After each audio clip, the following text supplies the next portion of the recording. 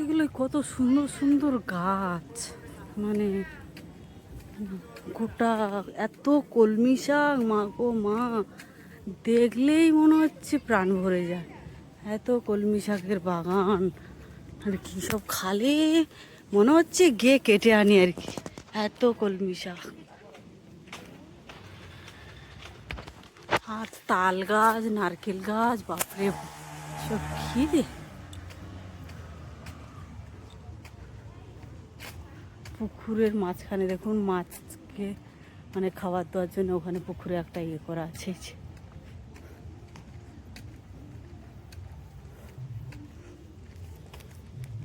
এই পানাগুলো দেখ কি সুন্দর লাগছে রে। হ্যাঁ বুঝেছি, 5 টাকা পানাগুলো দেখ, এইগুলো না বিক্রি হয় দাম করে। বাজার 30 টাকা নিচে সিম আছে এখন, এখন বেশি, কিন্তু 30 টাকা নিচে সিম আছে। যখন এই সব সময় কম 20 টাকা 30 টাকা গলি দিয়ে নিয়ে যাচ্ছে। ওই যে একটা গান আছে না, এই গলি দিয়ে না ওই গলি, ঠিক হচ্ছে ফুলকলি রে ফুলকলি। কি রে, মামার বাড়ি এত গলিতে আমি রাস্তায় গুলিয়ে যাচ্ছি, গলি খুঁজতে খুঁজতে লাস্টে মাথা ঘুরিয়ে যাচ্ছে আমার। এই যে কই বৌদির ঘর, ওটা বৌদির ঘর। হ্যাঁ, বৌদির ঘরটা গিয়ে নিয়েছি। এইখানে রান্না বান্না হয়েছে।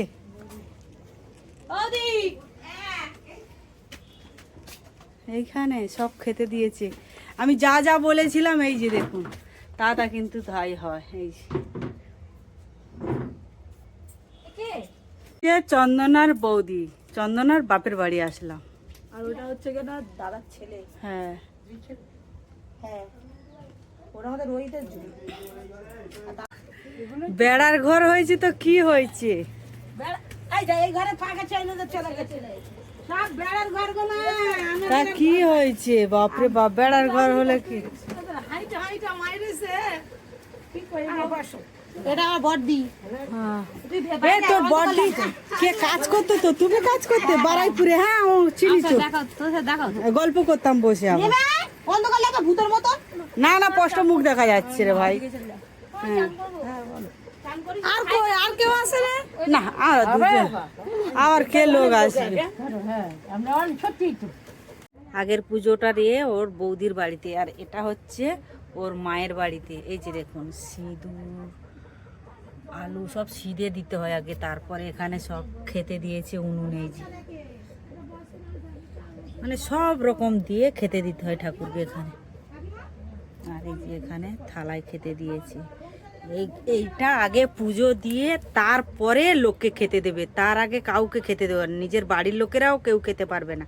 এখানে রান্নাবান্না করে পুজো দিয়ে সকালবেলা স্নান করে তারপরে খেতে হবে, তাই তো কাকি? এটা আমরা ছোটবেলা থেকেও জানি, কেননা আমাদের বাপের বাড়ি ওখানে লোকেদের আছে, তো আমরাও এটা জানি, তাই আমি ওটা। মেয়েকে কান বলতে বলে যতই কষ্ট হোক যত হোক, হ্যাঁ ষষ্ঠীর সময় হ্যাঁ বড় পুজো ওরা আসে না, ধরো ওদের বড় পুজো পরে হ্যাঁ ষষ্ঠীর সময়, আর এই অন্ন পুজোর মা তোরা আসবে। আমি সে কদিন বেঁচে আছি, হ্যাঁ তারপর না আসে না আসবে। হ্যাঁ, তাই কালকে পরিস্থিতি সেদিন বলে হ্যাঁ যাবো মা, আমরা অনেক লোক যাবো মা, অনেক লোক যাবো। আলু অনেক লোক, তুই আয় না। আমিও হয়তো চিন্তা করি না, তুই আয়। আমাদের তোমার জামাইয়ের ওখানে কাজ আছে, কাজের জায়গায় নিমন্ত্রণ, ওখানে খাওয়া দাওয়া। মাথা লাগ। এই যে মনসা ঠাকুর কি সুন্দর, পুজো দেওয়া হয়ে গেছে। বাবা শিবও আছে, সব রকম ঠাকুর আছে মাসিমার এখানে।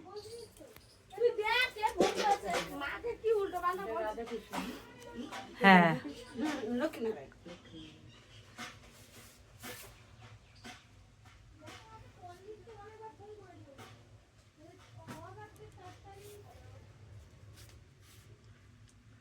খুব সুন্দর ঠাকুরটা।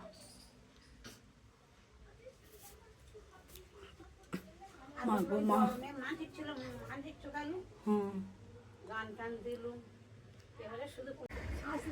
আমার অন্তর জানে মনে হয় মা আমার। হ্যাঁ, যে আমি ইলিশ মাছ খেতে পাবো তো আজকের পান্তা ভাতে। দেখ অন্তর যা যা চাইবে তাই কিন্তু পেয়ে যায়। মাছের কাছে খাবে, আবার কার কাছে খাবে? হ্যাঁ,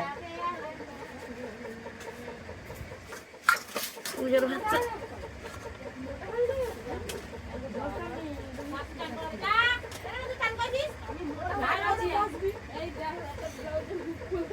তারপরে আবার খাওয়ার সময় দেখা হবে কি দিয়ে খাবো। ঘরে শুয়ে কি করতে জানিস? পান্তা খেতে বসে গেছি, এবারে কে কে খাবে চলে আসো। সেই পাকাটা হাতে ঘোরাতে গেছে আর বডি হয়েছিল আমি কি জানবো। হ্যাঁ বল না, আমাদের ঘরে তো চিনি রসুন আমি খাবো না। ডাল ভাজা, খাবি না কেন? তুই খাবি। কুমড়ো ঘন্ট, ডাল ভাজা, কুমড়ো ঘন্ট, আলু ভাজা, ভেন্ডি ভাজা, কলা ভাজা আছে, তার সাথে আছে উচ্ছে ভাজা, পটল ভাজা, এই চিচিঙে ভাজা, তারপরে পটল ভাজা, কাঁচকলা ভাজা, কাঁচকলা ভাজা বলেছি আমি, আর বেশি বলতে পারবো না। মাছটা বলেছি, ইলিশ মাছের ভাজা বলেছি তো।